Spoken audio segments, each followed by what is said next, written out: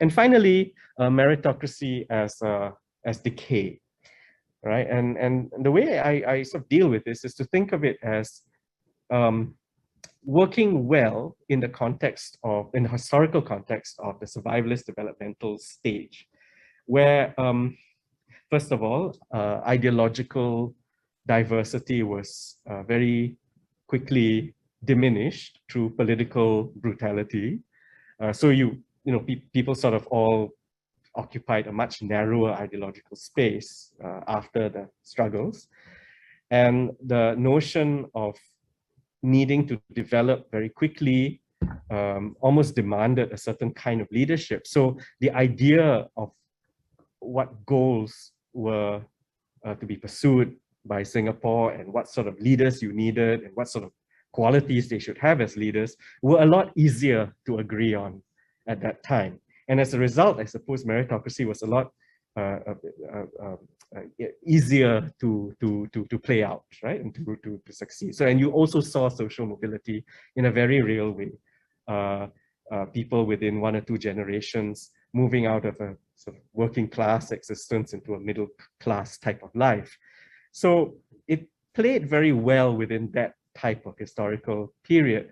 But then in the neoliberal stage in the 1990s, when market logic comes to dominate the thinking and the structuring of policy decisions and the justification of them, and economic globalization meant the opening up of the borders, not only to trade and investment, but also to labor, migrants, foreign talent, and so on and so forth.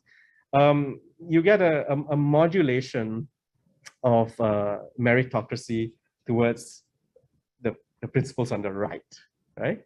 And the response to that, and this is the something that's more recent, right? The response to that is what I think looks like the beginnings of authoritarian populism. And this is what I mean by that. This is how I see the tension that has emerged in more recent years. So you have neoliberal globalization forming a particular kind of elite, right? An elite consisting of something like a partnership between authoritarian technocrats and a global capital, right? The corporates, the super rich who are all coming to Singapore in the next few years, foreign talent who are described as absolutely necessary because Singapore has no talent of its own. That partnership, right, which has also kind of made Singaporeans who feel left behind a much more pronounced category. And this has something to do, of course, with rising inequality, the devaluation of the local, and so on and so forth. It gives that sense of being left behind, right? And when that grows, when that category of people and that structure of emotion grows, the ground becomes quite fertile for political manipulation. And this is where the demagogue comes in, right? Charismatic leaders who see an opportunity, disgruntled citizens who may not have a language yet to express their disgruntlement or don't yet have organic leadership to do something about it. Well, this is the opportunity, right, to come in, galvanize this sense of being betrayed by their own leaders, redirect it towards that technocratic elite, but also, as is often the case, to mobilize these hostilities and angry energies on the ground towards scapegoats like migrant workers, like minoritized communities, ethnic minorities, LGBT, the millennial generation, whatever, right? Anything that you identify, groups of people you identify in society as being the potential threat to Singapore's way of living, right? So there's a politics of mobilization directed often at minoritized groups, directed against an elite, unfeeling, arrogant leadership. Interestingly, this often takes the form of moral panics, right? Where people galvanize around particular groups that are very sharply and in a very volatile way identified as the problem of society. Right? And if you didn't deal with this, society would fall apart. The interesting thing about moral panics is it actually feeds into a politics of distraction. So when you have people worry collectively about migrants, or worry collectively about racial minorities, or worry collectively about LGBT, it takes the attention away from the systemic problems of capitalism, right? It's a politics, I argue, of distraction. And meanwhile, while the ground is fertile for authoritarian populism of this kind, we also see authoritarian technocrats muscle up in terms of the repressive instruments that are available to them to silence criticism, to monopolize the truth, to scapegoat its opponents. So that's, I think, sort of how the situation in Singapore is falling into place. And one way that I want to deal with this issue is to think of it in terms of the beginnings of decadence. Right? And I find the work of Ross Douthat's The Decadent Society, a recent book, quite useful in this regard. And I will very likely use it to scaffold my own thinking about Singapore's decadence. He writes about the US. And like the US, I think Singapore has reached a very high level of material prosperity and technological achievement.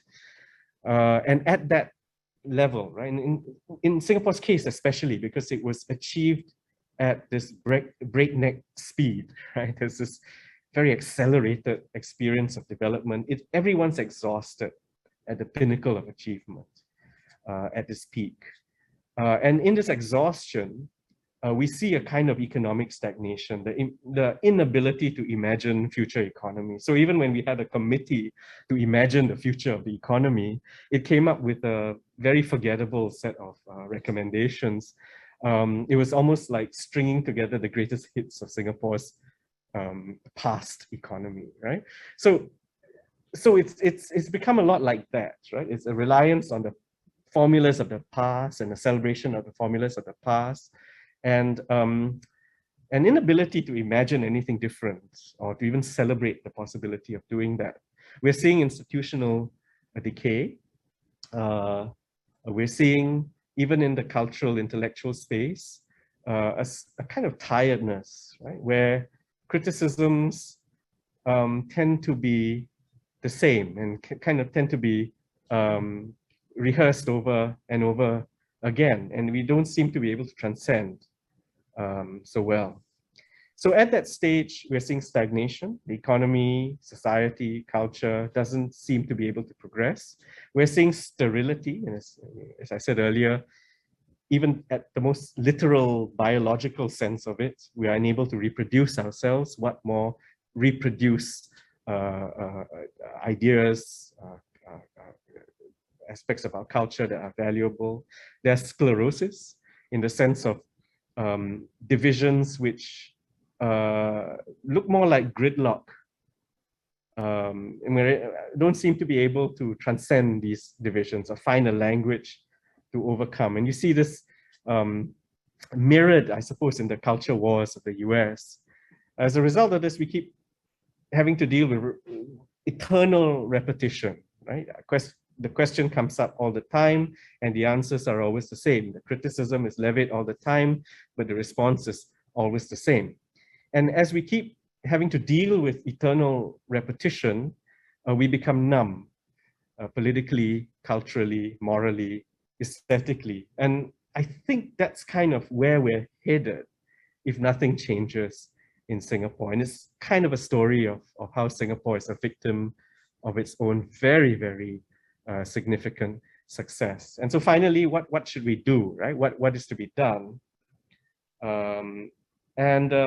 So one type of approach is to say, and this is a very typical Singapore approach, right? Which is, if it ain't broke, then don't even try to fix it. Like let it run its course until the machine no longer works, and then we look for a new machine.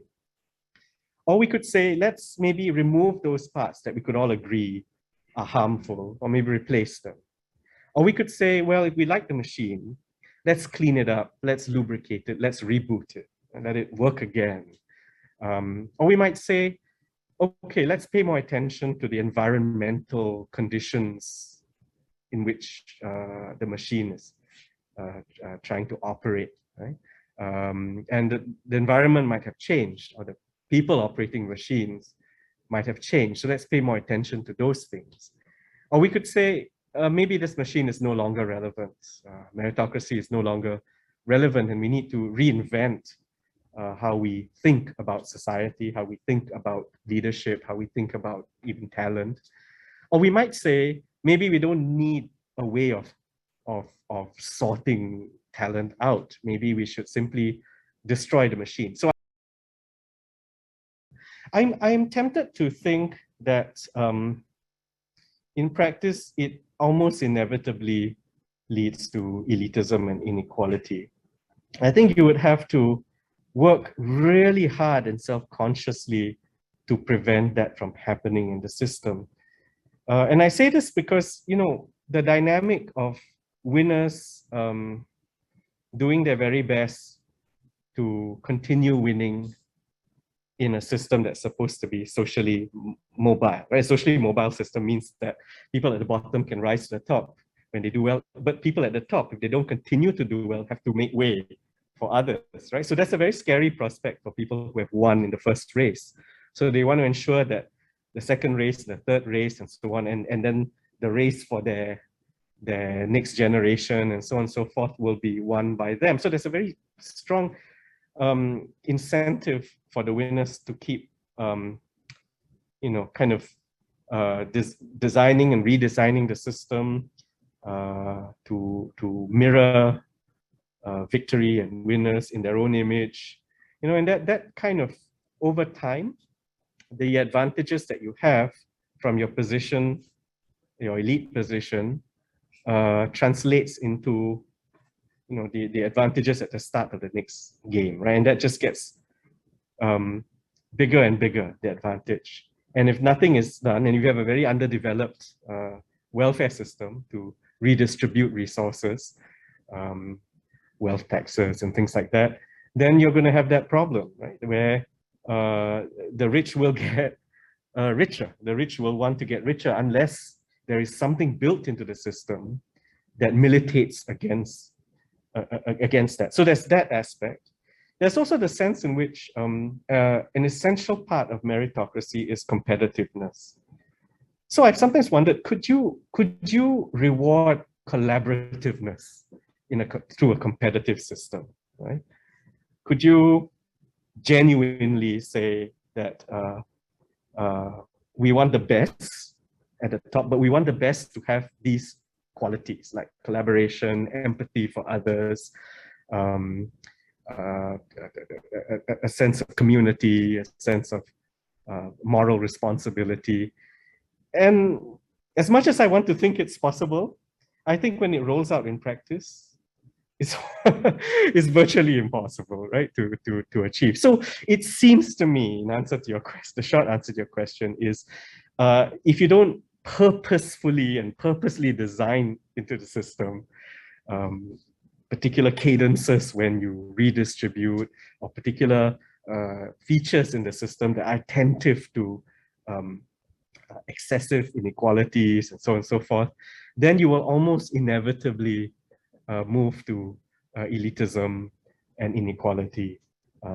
Those at the bottom will feel left out, they'll feel disgruntled, disenchanted, even envious, and those at the top will be totally disgusted by the rest, right? If only they could try, look at me, you know, I came from a humble starting point, which is always the story, right? So whenever politicians roll out their new candidates, the narrative that all of them